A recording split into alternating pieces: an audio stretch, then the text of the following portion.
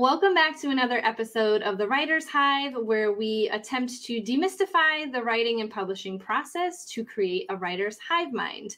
As always, I have Julie and Amber with me, and today we are talking about your book package, which includes query letter, synopsis, and your actual book for Twitter contests, for online contests, and also for querying agents.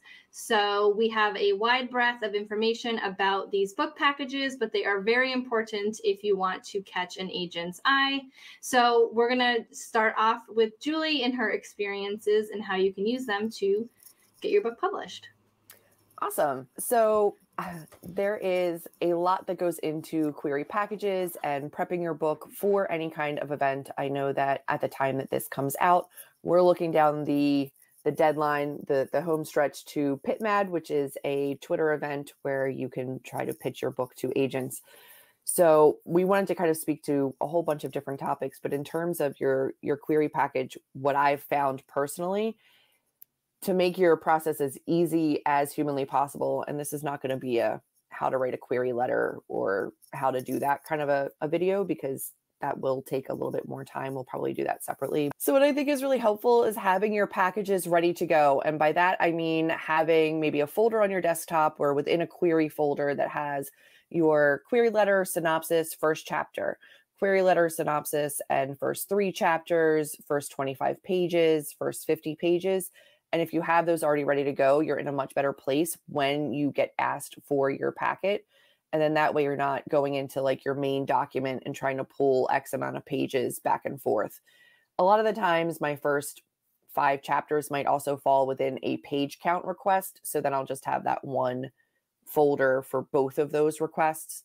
But just know that you're going to need to break down your book, your synopsis, your query letter for different kinds of agents. So having those already pre-prepared is really helpful, but you definitely want to have your query letter, your synopsis, and also, some of those page breakdowns prior to engaging in these events, because the turnaround can be pretty quick. I know that personally, when I have participated in online pitch contests, I want it to move as fast as possible. They're getting a lot of submissions on those days.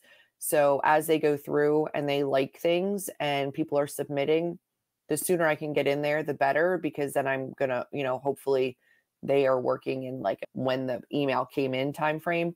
But again, all agents work differently. Also, I would say from a personal standpoint, I participated in PitMad, I think 5 times now. And I've been really lucky that I've had agent likes along each one of my different journeys. So what I will say is it's really exciting, but definitely stop, take a pause, and see what you think of that agent and that agency before submitting. Just because they liked something doesn't necessarily mean it's going to be a great fit for you. I'm of the mindset that I will always go ahead and follow through and pitch my book, and then I can always say no down the line. But if you know right off the bat that it's not going to be a fit for you, then you might be able to save yourself a little bit of trouble. Also, totally fine. Again, it's exciting to get that but taking a second, researching your agent, making sure that you can include something a little personal with your query letter is always worth that extra minute. There's been times where an agent has liked my tweet and then I go to my query tracker list and that agent's already on my list. So I was already going to query that agent. Now I have a warm query. I can go in and say, you liked my tweet during PitMad, really excited to get this book into your hands. You're an agent that I've been wanting to work with.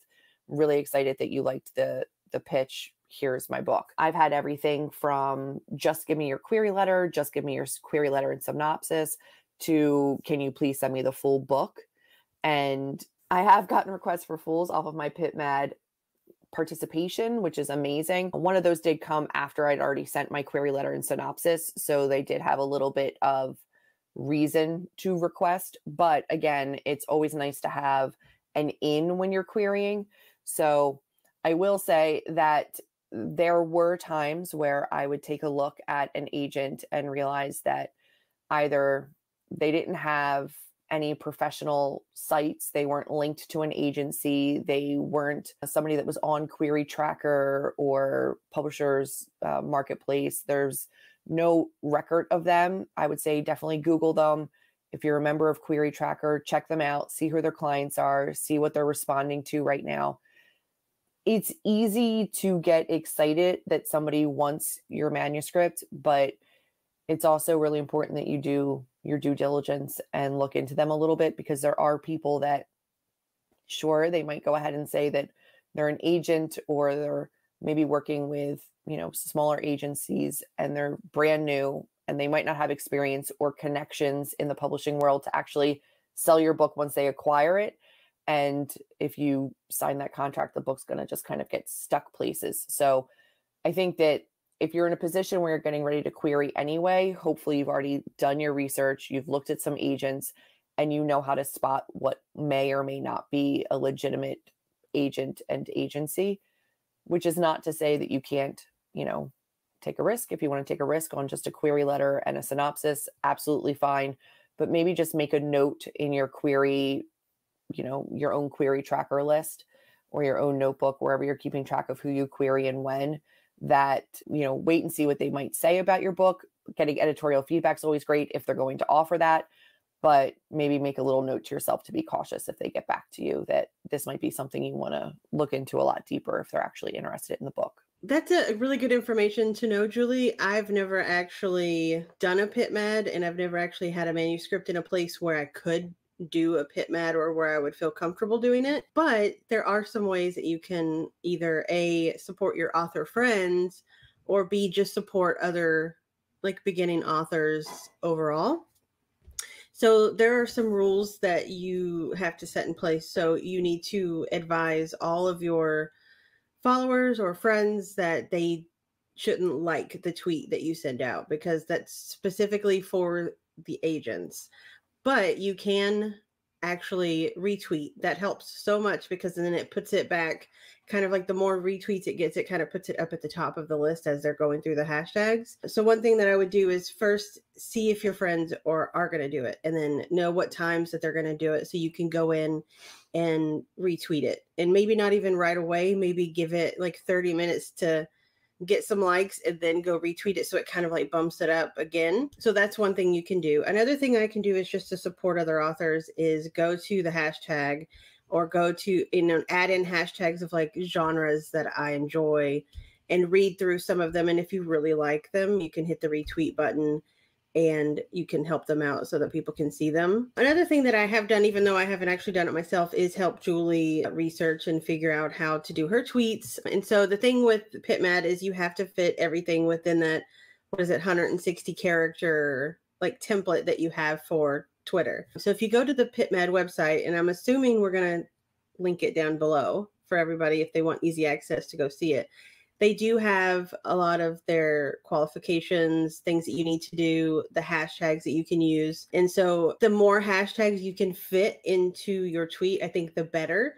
So you can have the PitMed hashtag. And if you have, let's say you have a YA, you could put YA. If it's fantasy, you could put fantasy. If your own voices, you could put own voices. If it has disability rep, if it has, some sort of LGBTQIA plus rep, anything like that you can add into that helps.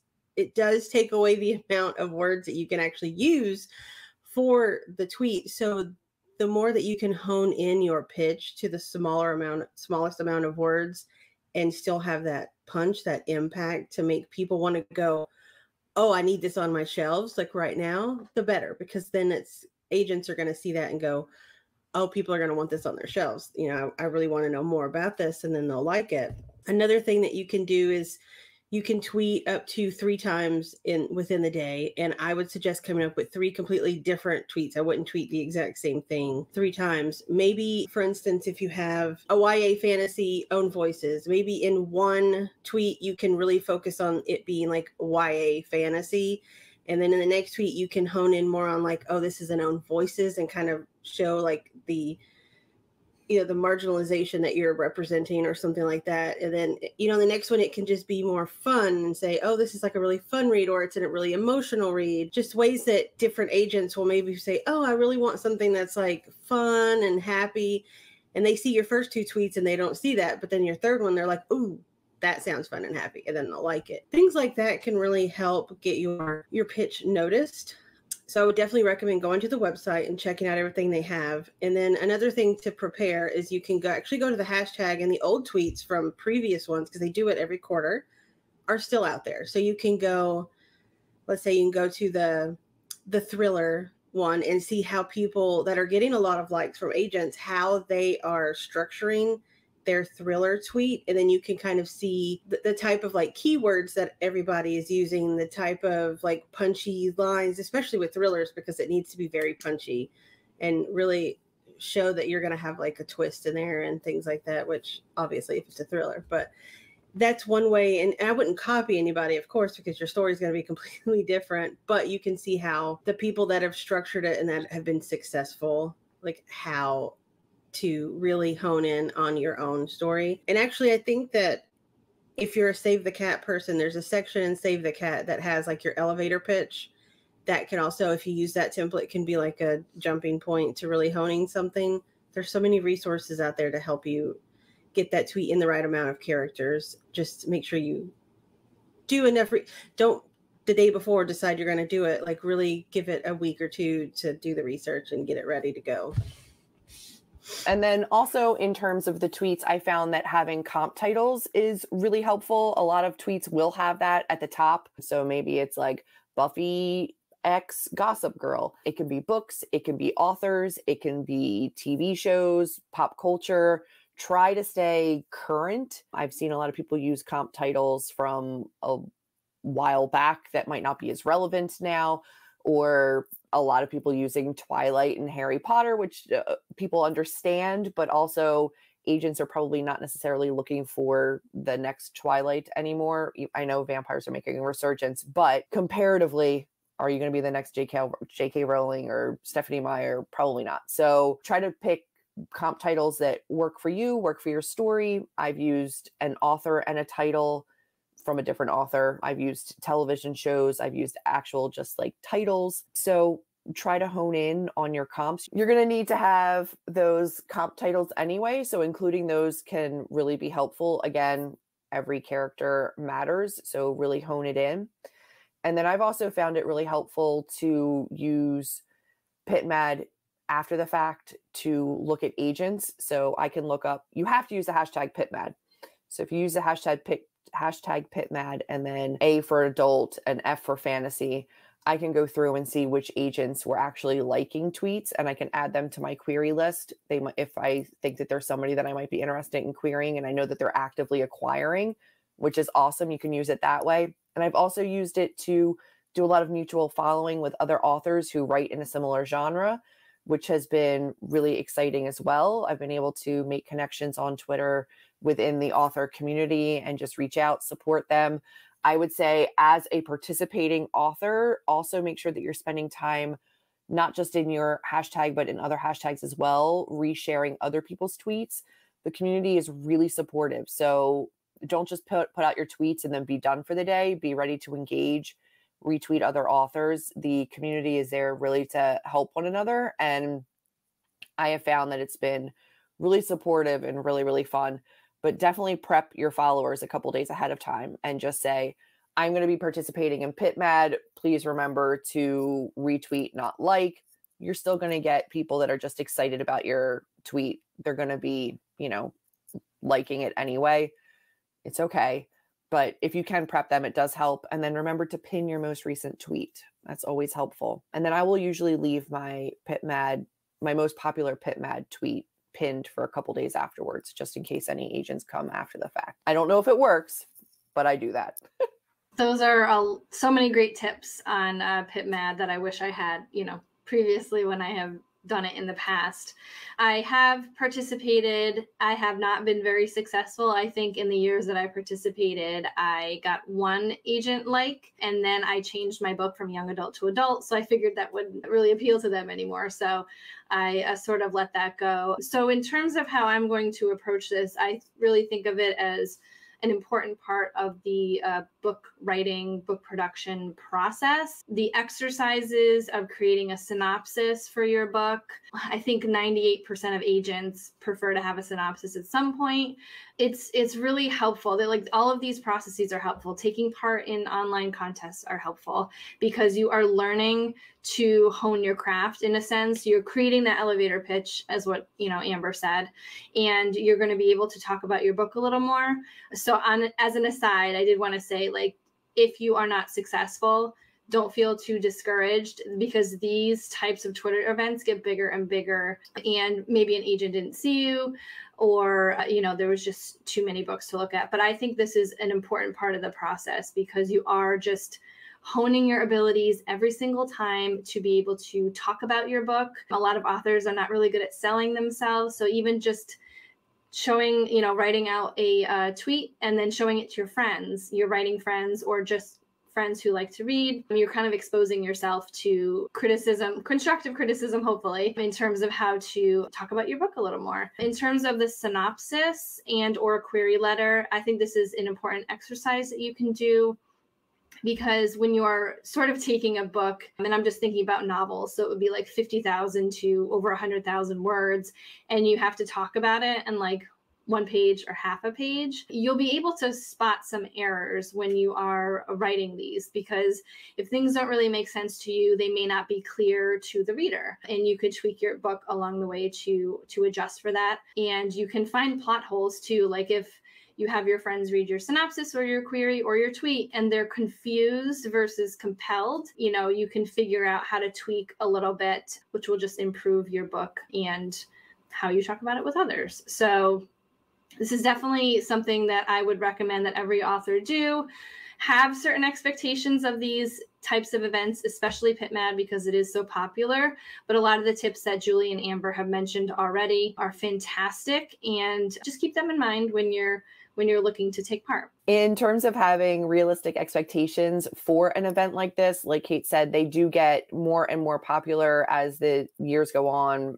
And that's completely amazing because it means that there's a ton of new stories out there. I would say, be patient with agents getting back to you after something like that, because they are getting an influx of submissions that they would not naturally get if they were just being normally queried, which they are still probably doing as well. So they're going to get their average amount as well as whatever influx they're getting from an event like this. I've also had people's assistants like my tweet as opposed to the actual agent themselves. And then it'll go to the agent and they'll be like, it falls within the parameters of what I asked you to like, but it's not actually what I want. I've had that happen as well. Or I've had people that say, this person is liking tweets for the whole agency, and then we'll see which agents are interested. So, the turnaround time on something like that can be a little bit longer than a normal query. Also, just as like a small caution, I have participated, like I said, in a lot of these events, and I've had success in every single one of them, except for the last round, where there was just really no engagement from the agents, at least on my tweets. And I used a book that I'd used prior with great success. So right now, with the state of publishing, I would say if this event does not go the way that you hope it goes, do not lose hope. Do not completely scrap whatever book you're working on or assume that your tweet or your book is not worthy of attention. Like Kate said, everything is a learning experience. It's helping you hone your query, hone those first pages. I found so many errors after sending out my first pages because I was looking at them a lot closer. I usually work really, really hard on the first 50 pages because that's going to be what gets into an agent's hand first. So it'll at least help you do that. But right now, it tends to be a little bit of a slower pace across publishing in general. So I will say the last round of PitMad was completely unlike any other that I've experienced. And I don't know what this one's going to look like. And I won't personally be participating this particular round. So if it seems like it's a little bit slower, I would say don't panic. It may not be your tweet. It might just be PitMed and publishing right now. It might just be like the nature of publishing. So it'll be okay. And it's still a great experience. And it's still a really fun time to connect with other writers that are still, hopeful to publish. So use it for what you can, use it for the networking, use it to, hone your one line, hone your elevator pitch, hone your comps. It's still fantastic experience. Yeah, I think that if you don't get any tweets or any likes or any retweets, it's not to mean that your book is bad and that your book isn't worthy. So still continue on your journey to query, even if you don't get any likes, because it doesn't mean that people won't like your book. It's just one of those things that maybe other ones just got ahead of yours and people couldn't scroll down, and you never know. It's not a reflection on your book. All right, so that's it for this episode. We wanted to ask the question of the episode, which is, have you ever taken part in any of these events? And have you found any success, or are you taking part in this next round of PitMed? We would love to know. Also, too, in the comments, if you would like to show the tweet that you want to use for this upcoming event or another event, we'd be happy to take a look.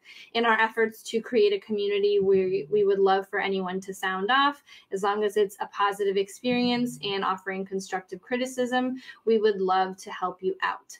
So as always, we will have another episode of the Writer's Hive on Julie's channel in 2 weeks. And all of our links are down in the description box below if you care to follow us on any other platform. And we will see you next time. Bye-bye. Where's the hole? Where's the hole? There it is. That's what she said. I look like Bellatrix. Cool. I mean, now that you say it.